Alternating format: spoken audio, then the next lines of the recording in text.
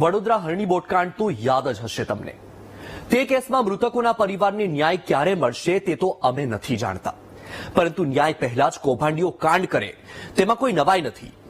જે સ્કૂલની બેદરકારીથી વિદ્યાર્થીઓ અને શિક્ષકોએ જીવ ગુમાવ્યા હતા, હવે તે જ સ્કૂલે મૃત શિક્ષિકાઓના પરિવારને ઓછું વળતર ચૂકવવા માટે દસ્તાવેજમાં ગોલમાલ કરી છે। કેવા પ્રકારની ગોલમાલ કરી, આવો જોઈએ।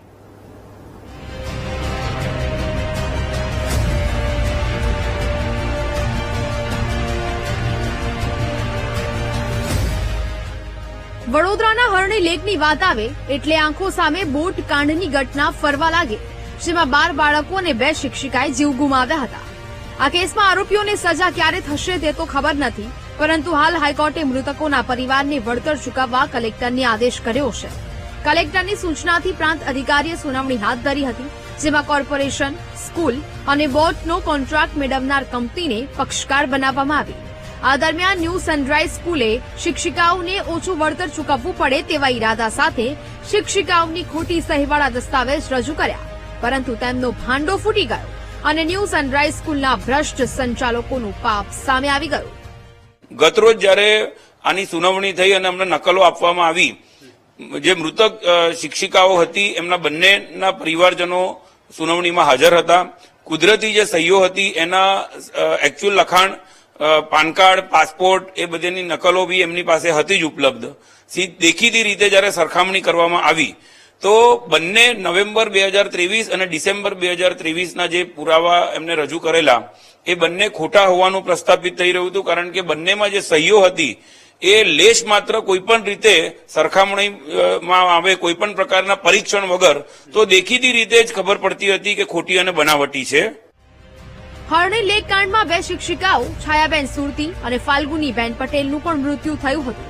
ફાલ્ગુનીબેનને શાળામાંથી 38,000 પગાર રોકડમાં ચૂકવાતો હતો અને વાઉચર પર એન્ટ્રી કરાવાતી હતી, પરંતુ હવે જ્યારે વળતરની વાત આવી ત્યારે શાળાના સંચાલકોએ ખોટી સહીઓ કરીને ખોટા વાઉચર રજૂ કર્યા છે, જેમાં ફાલ્ગુનીબેનનો પગાર 15,000 દર્શાવાયો છે, પરંતુ પાસપોર્ટ સહિતના દસ્તાવેજો પરની સહીએ સ્કૂલ સંચાલકોની કરતૂતનો ભાંડો ફોડી નાખ્યો છે। જ્યારે વીટીવી ન્યૂઝની ટીમ ન્યૂ સનરાઈઝ સ્કૂલ પહોંચી તો અમારી ટીમને અંદર એન્ટ્રી જ ન આપી અને ગેટ બંધ કરી દેવાયા। અત્યારે અમે પહોંચ્યા છીએ, પરંતુ દરવાજા બંધ કરવામાં આવી રહ્યા છે શાળાના, અને જે સિક્યુરિટી છે એમને વાત કરું। હલો સર, હલો, પ્રિન્સિપાલ છે અંદર? પ્રિન્સિપાલ અમને મળવા દો ને, પ્રિન્સિપાલને। પ્રિન્સિપાલ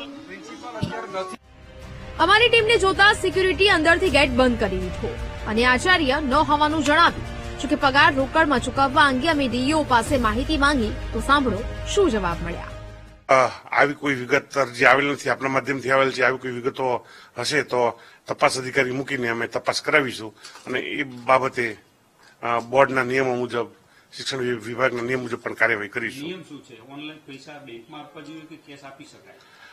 બેંકમાં જ પગાર થવો જોઈએ, એવો નિયમ છે। હવે ઊંઘતા ડીઈઓ જાગશે અને તપાસ કરશે, પરંતુ મુદ્દો અહીં મૃતકોના પરિવારને ન્યાય મળે તેનો છે। લાલચુ શાળાના અમાનવીય કૃત્યની છે। સૌથી મોટો સવાલ તો એ છે કે જે શિક્ષિકાએ 35 વર્ષ સુધી સ્કૂલમાં પોતાની ફરજ નિભાવી, અંતે તેના મૃત્યુ પછી વળતર ચૂકવવાની વાત આવી ત્યારે તેમાં પણ સ્કૂલના સત્તાધીશોએ ગોલમાલ કરી। ઓછું વળતર ચૂકવવાના ઈરાદે ખોટા દસ્તાવેજો તૈયાર કર્યા। તેવામાં હવે આ કેસમાં ન્યૂ સનરાઈઝ સ્કૂલના સત્તાધીશો સામે કડક કાર્યવાહી કલેક્ટર દ્વારા કરવામાં આવશે કે સ્કૂલને છાવરવામાં આવશે તે જોવું રહ્યું। હજુ ઘણા સમાચાર છે જે વિસ્તૃતમાં તમને બતાવ